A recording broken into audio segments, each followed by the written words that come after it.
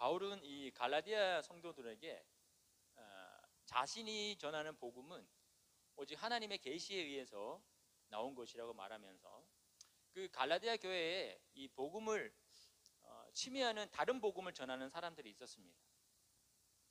그래서 바울은 오직 믿음을 통해서만, 예수 그리스도의 믿음 안에서만 하나님께 의로운 사람이 될 수 있다고 말했어요. 그래서 그 증거로 뭐가 있냐면, 믿음의 조상인 그 아브라함은 믿음이라고 의로운 사람이라고 하나님께 불려질 때 언제 의로운 사람이 되었냐면, 믿을 때, 하나님의 약속을 믿을 때 의롭다고 말해 주셨거든요. 그래서 약속의 자녀가 된 것처럼 이 갈라디아 교회 성도들은 육체의 할례나 율법을 지킨다고 의로운 사람이 될 수 없다고 예를 들어서 말해 주온 거예요. 그래서 율법은 단지 우리를 그리스도께로 인도해 주시는 그 선생님으로서 역할만 할 뿐이지, 그 율법을 지킨다고 해서 우리가 의로워지거나 구원받는 그런 율법의 행위로 우리가 어떤 의로운 사람이 될 수 없다는 것을 바울은 말하고 있습니다. 그러면서 우리 대신에 제물이 된 그 예수 그리스도의 아들의 영을 우리에게 보내주셔서 우리가 하나님을 아버지라고 부를 수 있게 된 것이 바로 그것 때문입니다. 그래서 더 이상 우리는 육체의 종이 아니라 예수 안에서 서로 사랑으로 종로로 살라고 바울은 말씀해 주셨어요.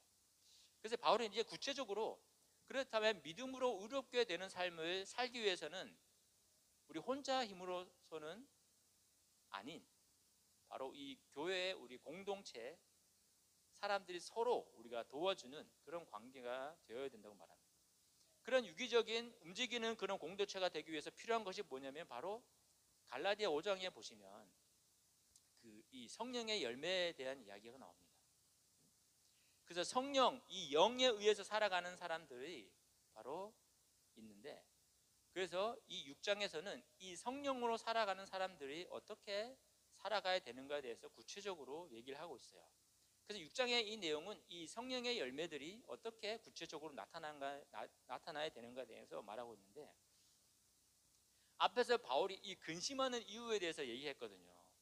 그것은 믿음으로 의롭게 되는 것, 그리고 우리가 무엇을 자랑하면서 살아가야 되는가를 말해줬어요.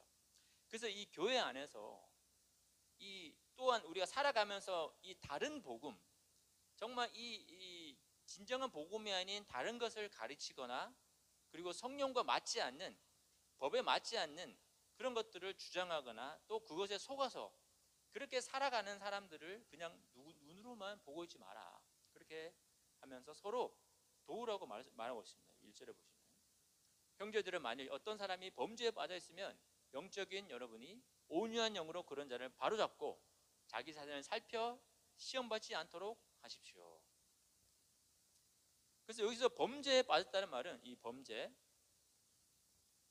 이 복음을 어지럽게 하는 자들을 말하고, 또 이 복음을 어지럽게 하는 자들의 말을 듣고 이 현혹되는 그런 사람들을 말해요. 그래서 몰래 가만히 들어온 사람들, 그리고 죄의 종으로 삼고자 하는 그런 사람들, 그리고 다른 복음을 전하고자 하는 그런 사람들을 말하거든요.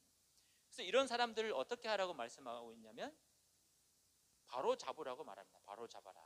그렇죠? 근데 어떻게 바로 잡으라고 하냐면, 온유한 영으로. 여기 온유한 영으로 있죠? 온유한 영으로 바로 잡으라.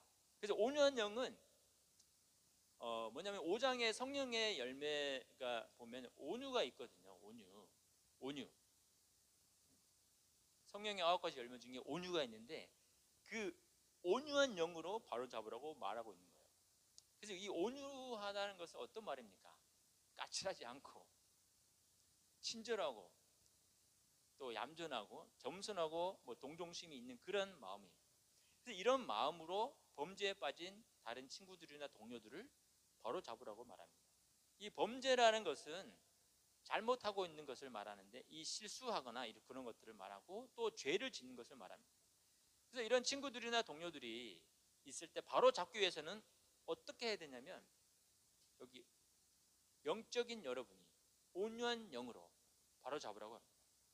그래서 그런 동료들을 바로잡기 위해서는 어떻게 해야 되냐면 더 높은 차원의 영적인 상태에 있어야 합니다.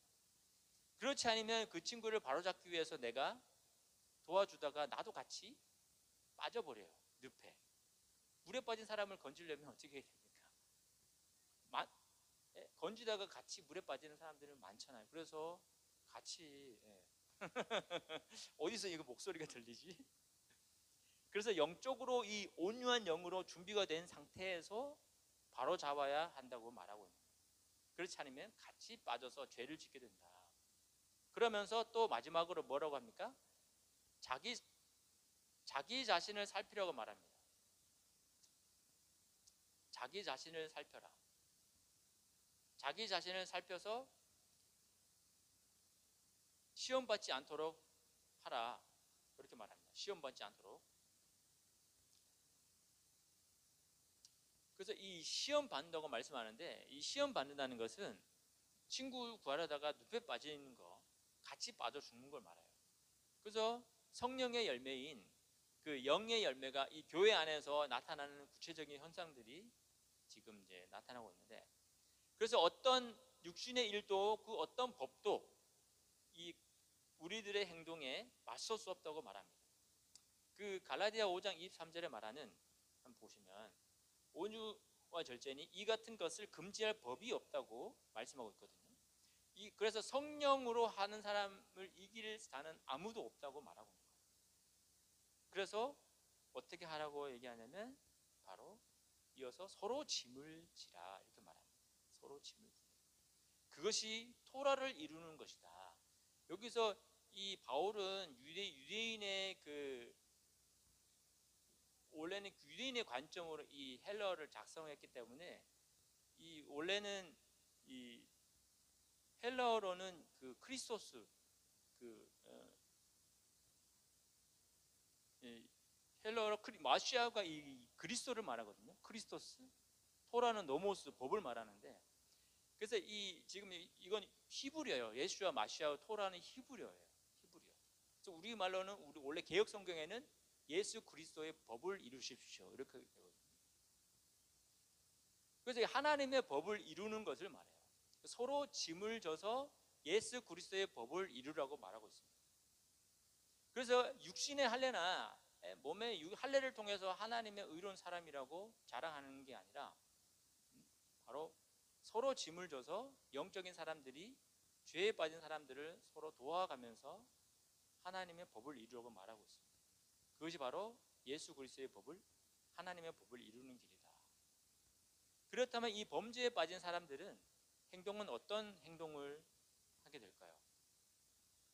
읽어보겠습니다. 참으로 만일 어떤 사람이 아무것도 아닌데도 불구하고 무엇이 되었다고 생각하면 그는 자신을 속이는 것입니다. 이런 사람들은 13절에 보시면 육신의 할례를 주장하는 사람들이에요. 그래서 이런 사람들은 토라, 즉 율법을, 하나님의 말씀을 지키지도 않으면서 할례를 통해서 의인이 되었다고 믿는 사람들을 말하는 거예요. 그래서 자신의 행위를 통해서 구원받았다고 믿는 어리석은 사람들, 나는 이렇게 했으니까 하나님께서 나를 구원해 주실 거야. 그런데 그런 사람의 속을 들여다보면 아무것도 없다는 것입니다. 즉 예수 그리스도의 은혜가 없다는 것입니다. 다시 말해서 예수 그리스도의 영이 없는 거예요. 그렇기 때문에 각자 자기 자신의 일을 시험해 보라고 말씀하고 있는 거예요. 그래서 1절의 시험과 이 4절의 시험은 다른 단어예요. 그래서 1절은 죄를 짓게 하는 시험이라면 여기 4절에서 시험은 우리말로는 똑같은 말이지만 검사하다는 말, 검사하다. 원래 시험은 테스트잖아요. 테스트, 검사하다. 그래서 자신을 조사를 해봐야 된다는 거예요. 내 행동이 어떤지, 내 말이 어떤지 잘 검사하면서 살아가라는 거예요. 그래서 자랑할 것이 자기 자신에게 있다고 말하면서 남에게는 없을 것이다. 이 말은 13절에 보면 이 갈라디아 성도들에게 할례를 강요하면서 그들의 육체로, 그들의 몸으로 자랑하려는 그런 사람들을 말해요. 그래서 여기서 자랑이라는 단어는 뒤쪽에 14절에 보시면 정말 우리가 자랑해야 될 것이 무엇인가를 말하고 있습니다.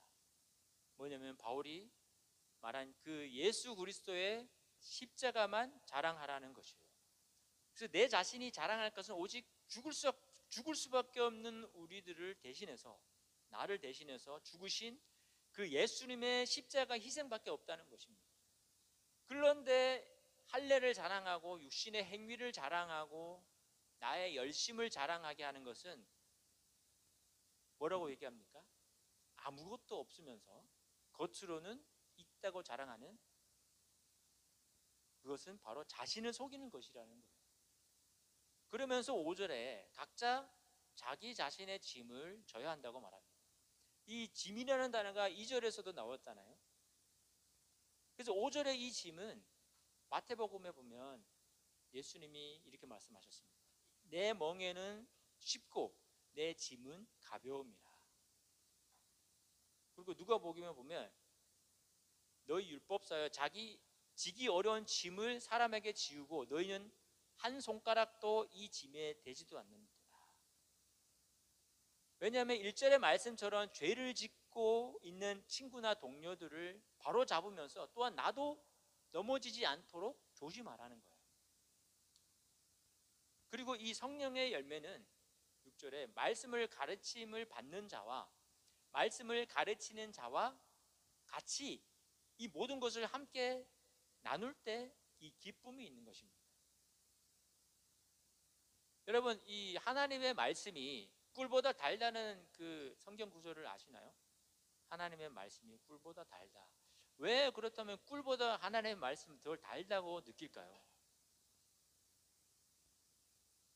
이럴 때 좋은 이 말씀을 함께 나눌 때 우리가 꿀을 먹을 때 정말 맛있는 것처럼 이 하나님의 말씀이 정말 우리의 삶에, 우리의 마음에 이 단맛을 우리가 느낄 때 얼마나 희열이 있겠습니까? 예?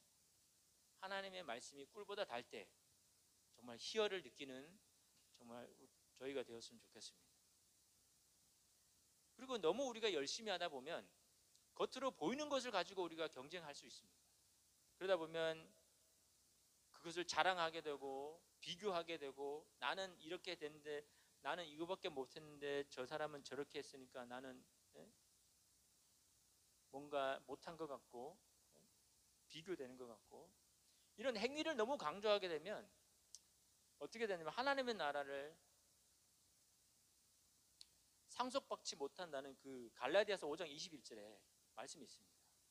하지만 육신을 절제하고 영을 위하여 뿌리는 자는 그 영으로부터 영생을 거둬들인다고 말씀합니다. 그리고 이 나쁜 가르침들이 한번 들어오게 되면 우리가 받아들이면 바꾸기가 정말 쉽지 않습니다. 그래서 이 이단에 빠진 사람들을 다시 정말 말씀으로 제대로 하기가 정말 쉽지 않아요. 이단에 있는 만에 1년이 있었다면 엄청 어려운 시간들을 정말 해야 정말 다시 정화될 수 있어요. 그래서 오랜 시간 동안 그렇게 하려면 어떻게 되냐면 인내를 가지고 우리가 낙심하지 말고 선을 행하라고 하는데, 영을 위하여 뿌리는 것을 말합니다. 영을 위하여. 그래서 육신을 위하여 뿌리는 것은 결국 우리가 열매는 썩을 것을 거둔다. 그리고 영을 위하여 하지만 뿌리는 자는 영생을 거둔다고 바울이 말합니다. 그렇기 때문에 우리가 성령의 열매로 나타나는 그 선을 행할 때 모두에게 하는, 특히 믿음의 가족들에게 하라고 말씀합니다. 믿음의 가족들에게. 그것도 언제 하냐면 기회가 주어질 때, 기회가 있을 때. 이 기회라는 말은 어려운 때도 되고 정규적으로 할 수도 있고 또 기쁜 날이 있을 때 하라고 말씀하시는 거예요. 불신자들에게 하지 않고 믿음의 가족들에게 하라고 말씀하십니다. 우리가 서로 사랑할 때 세상이 우리를 예수님의 제자로 한다고 예수님 말씀하시잖아요. 그리고 믿음의 가정들은 이 당시에 정말 이 믿음을 지키기 위해서 정말 어려운 신앙생활을 했던 것 같아요. 왜냐하면 이 다른 복음으로 인해서 공격을 많이 당했거든요. 그래서 서로 좋은 일들을 나누는 것이야말로 2절에 말씀하고 있는 그 예수 그리스도의 법을 이루는 것이 되는 거예요. 그리고 바울이 정말 이 갈라디아 성도들에게 마음을 표현했는데 뭘로 표현했습니까? 이 갈라디아서 편지로 표현했잖아요. 편지. 이래서 이 바울의 간절한 마음과 사랑이 그리고 근심이 자신이 직접 쓴 이 편지를 통해서 갈라디아 사람들에게 전하고 있는 거예요. 자, 내가 쓴 편지를 한번 보아라. 보십시오. 나의 이 간절하고 사랑하는 마음이 보이지 않습니까? 라는 말이에요. 그것도 얼마나 큰 글자로 썼길래 이렇게 큰 글자를 그것도 내 손으로 직접 썼다고 말하는 거예요.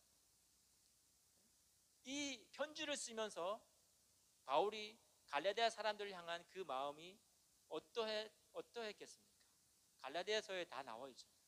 근심, 다른 복음, 나의 복음이 나로 인간으로부터 나온 게 아니라 바로 하나님의 계시로부터 나온 것이다.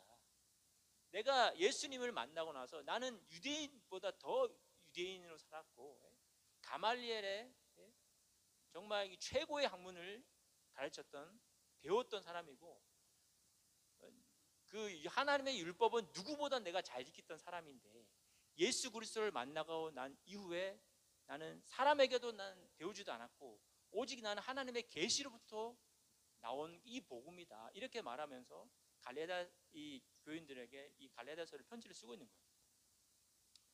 그래서 또 바울이 강조하고 있는 것은 뭐냐면, 이 다른 복음을 전하고 있는 사람들이 속마음을 적나라하게 고발하고 있습니다. 보시면 육신으로 좋은 모습을 보이기 원하는 자들일수록 여러분에게 할례받기를 강요함은 다만 그들이 마시아우 그리스도의 십자가를 위해 핍박받지 않기 위함입니다. 그런 사람들의 특징은 겉으로 보기에는 아주 멋지고 아름다운 것을 추구합니다. 하지만 여러분, 악한 사람은 정말 악한 표정으로 다가오지 않습니다. 어떻게 다가옵니까? 아주 친절하고 좋은 모습으로 우리에게 다가와서 자신의 목적을 이루기 위해서 교묘하게 속입니다. 결국 나중에 보면 내가 왜 이랬지? 그런 거예요. 그래서 예수 그리스도를 믿어도 할례를 받아야 하나님의 진짜 참 자녀가 되는 거야, 이러면서 거짓된 다른 복음을 전했지만 그들의 진짜 속마음은 여기서 말하고 있잖아요. 십자가를 위해 핍박받지 않기 위함이다. 그러니까 이 세상과 타협하는 거예요. 이 당시에 이 할례는 유대인들의 정말 전통적인 하나님의 자녀가 되는 의식이었잖아요. 아브라함의 자손이라 굳게 믿었지만 그런 유대인들이 예수 그리스도를 믿으면서 예수님 믿음 안에서 우리는 우리의 마음의 할례를 받았기 때문에 더 이상 우리는 할례를 받지 않아도 됩니다. 율법으로 더 이상 우리는 올가맬 수 없습니다. 우리는 예수 그리스도 안에서 자유함을 얻었기 때문에. 그런데 여전히 예수 그리스도를 믿음을 믿고 구원받았음에도 불구하고 여전히 우리가 어떤 것을 해야지만 구원받을 수 있다고 가르치는 그런 마음들, 가르침들, 그것을 말하고 있는 거예요. 그래서 이 십자가를 위해서 고난받기 싫어한다는 건 뭘 얘기합니까? 조금이라도 불편하면은 짜증을 내고 편리한 것을 우리가 추구하게 되고, 너무 우리가 살면서 너무 편리를 추구하게 되고, 그러다 보면 정말 이 복음이 점점 멀어져 가게 되는 거예요. 정말 예수님과 멀어져 가는 신앙생활이 되어가고 있는 거예요. 그리고 대접받기만을 원하는 받기만을 즐겨하는 이 당시 이런 사람들이에요. 그래서 이런 사람들은 정말 자신은 하나님의 말씀을 지키지도 않으면서 다른 사람들에게는 열심을 내라고 하는 거예요. 섬기라고 하는 거죠. 헌신을 하라고. 하지만 바울이 말하고 있는 정말 우리가 자랑해야 될 것이 뭐냐면 나의 행위가 아니라 바로 예수 그리스도의 십자가 외에는 자랑할 것이 없다고 바울이 말하고 있습니다. 그러면서 내게는 세상이 십자가에 못 박혔고 세상에는 내가 십자가에 못 박혔다고 말합니다. 갈라디아 5장 24절에 그 육신을 정욕과 탐욕과 함께 십자가에 못 박았다는 말과 같은 거예요. 내 욕망이 십자가에서 죽었기 때문에 죽은 사람이 어떻게 자랑할 수 있겠습니까? 나의 행위와 나의 여러 가지 개인적인 것들을 자랑할 수 없을 거예요. 자랑하고 싶어도 못하는 거죠. 죽었기 때문에. 그렇기 때문에 십자가 예수님만 우리가 자랑할 수밖에 없다는 것입니다. 그렇기 때문에 할례나 무할례, 이 논쟁은 쓸데없는 싸움이고 오직 새 창조밖에 없다고 바울은 말합니다. 새 창조. 이 새 창조라는 말은 새로 지으심을 받는 것을 말합니다. 처음에 하나님께서 우리를 창조하신 것은 이제 창조라고 한다면 다시 새로 지으심 받은 거, 새 창조. 이제 이 말은 하늘로부터 난다는 것을 말하는 거거든요. 하늘로부터 난다는 거. 예수님께서 이 니고데모에게 말했던 거예요. 하늘로부터 나지 않으면 하나님의 나라를 볼 수 없습니다. 그것은 뭐냐면 바로 이 성령으로 난 자들을 말하고, 그런 사람들은 할례나 무할례 싸움을 해봐야 소용이 없다는 거예요. 왜냐하면 이미 하나님의 약속의 자녀가 되었기 때문에 예수 그리스도의 믿음 안에서 살아가는 모든 자에게는 바울의 축복의 말씀, 평화와 인애가 있기를 기도한다고 말합니다. 이 평화와 인애도 성령의 9가지 열매 중에 2가지, 평화와 인애. 그러면서 할례를 주장하는 사람들에게 바울은 이렇게 말합니다. 이제부터는 아무도 나를 괴롭히려 하지 마십시오. 참으로 나는 내 몸에 예수와의 흔적을 가졌습니다. 예수님의 흔적을 가진 사람이라고 말합니다.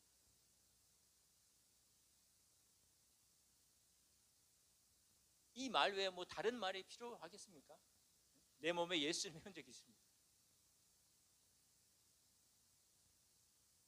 내 몸에 예수님의 흔적이 있습니다. 우리는 모두 예수님의 흔적이 몸에 있는 사람들입니다. 육체의 할례로 그 흔적이 아니라 우리 마음의 흔적이 있는 사람들입니다. 예수님의 흔적. 예수님이 나의 죄를 용서하시기 위해서 죄인인 우리를 대신해서 십자가에서 죽으셨잖아요. 그것을 예수님의 십자가를 바라보며 우리는 믿음으로 예수님 십자가에서 우리의 모든 육신이 죽었고, 우리는 예수님과 함께 살아난 하나님의 자녀, 하나님을 아빠 아버지로 부를 수 있는 하나님의 양자, 하나님의 자녀가 된 사람이죠. 바울은 마지막으로 갈라디아 성도들에게 축복합니다. 같이 읽어보겠습니다. 형제들이여, 우리 주 예수와 마시아의 은혜가 여러분의 영과 함께 있기를 빕니다. 아멘. 우리 주 예수 그리스도의 은혜, 우리의 삶에 예수 그리스도의 은혜가 충만하기를 기도합니다. 우리의 영과, 여러분의 영과 함께 있기를 빕니다. 이 영은 성령을 말하는 거예요. 영은 예수 그리스도의 영을 말하고, 예수 그리스도의 영이 우리 안에 있는 사람은 하나님을 아빠, 아버지라고 부르는 사람들을 말하고, 하나님의 약속의 유업을 받을 수 있는 하나님의 약속의 자녀가 된 사람들을 말합니다. 그래서 저와 여러분에게 이 예수님의 은혜가 충만하기를 기도합니다. 아멘입니까? 기도하겠습니다.